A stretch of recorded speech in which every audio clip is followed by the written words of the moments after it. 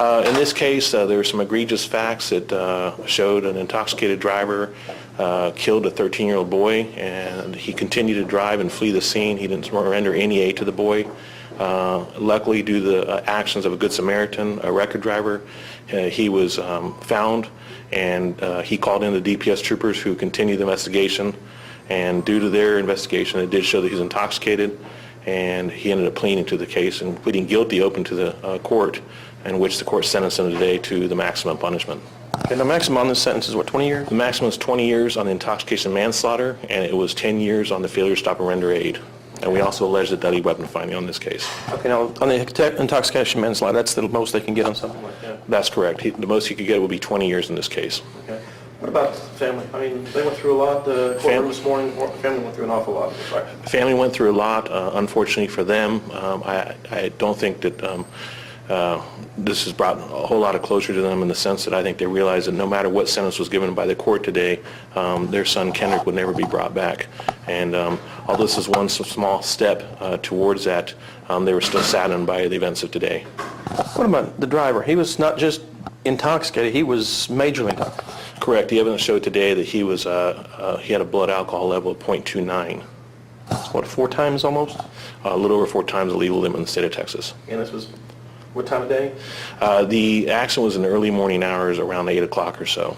So one of these night, 2 o'clock, 3 o'clock in the morning, daylight and everything Correct. else? The evidence showed that it was daylight, it was clear weather, and due to his actions, he took the life of a young man, 13-year-old boy. Now, his family came up in court and said he had family also and tried to plead for some bargaining there, but it really seemed like it did a whole lot for him. He did. He had family that showed up. I'm sure that it's sad for his family as well.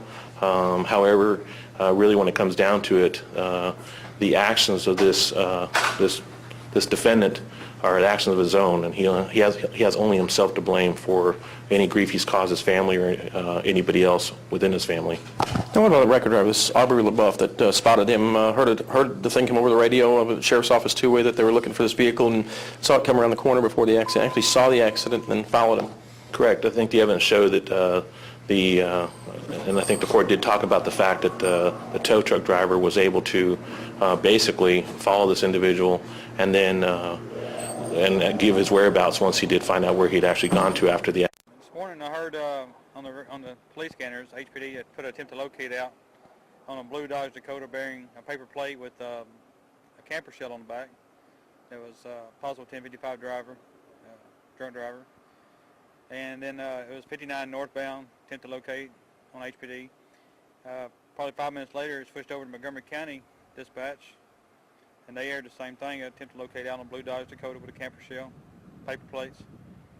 And during that time, I was coming down Gene Campbell and hit 1485, and I was going up to 59. When I pulled up to 59, I looked up, and this truck is coming underneath the underpass and almost went up on the curb underneath the underpass. And I realized it was the attempt to locate vehicle. I seen the Hispanic male driving it. He had a large laceration to his forehead and a bump. I could see it actually so big from as he was driving by. I could see it through my window.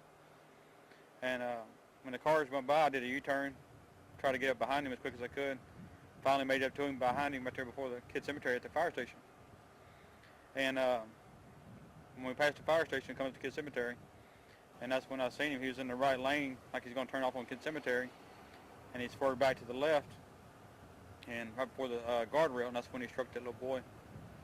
And as we passed, I seen the other little boy holding the skateboard, jumping him down, trying to flag down some help, and I looked in my mirror to make sure somebody was stopping, and it was the other reporter in the blue Saturn that had been recording it the whole time, had stopped on the scene.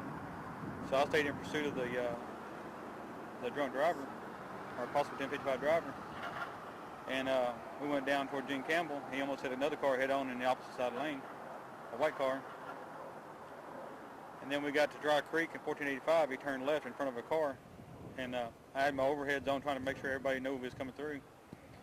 And I thought he was going to stop on the corner, and then he seen me and sped off again. We went down to Oak Grove and turned right on Oak Grove. And he's still all over the road. And I look up ahead, probably a quarter mile ahead, and I see 4 kids walking down the road. And I'm thinking, okay, he done hit one kid. He's going to hit some more.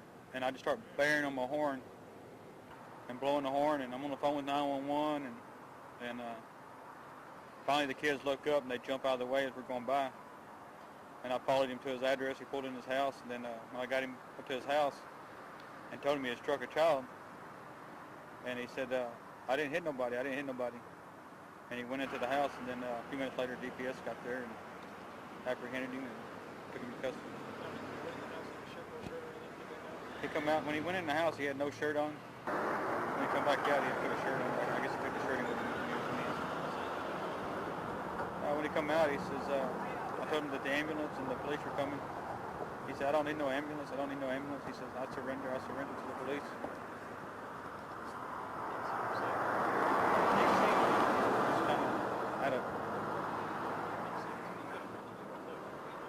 It hit home. Just, after everything started going down, and it really started to get me upset. And then when I went back and I seen the mother and the father, and and they're thanking me for chasing this guy down and catching him. It really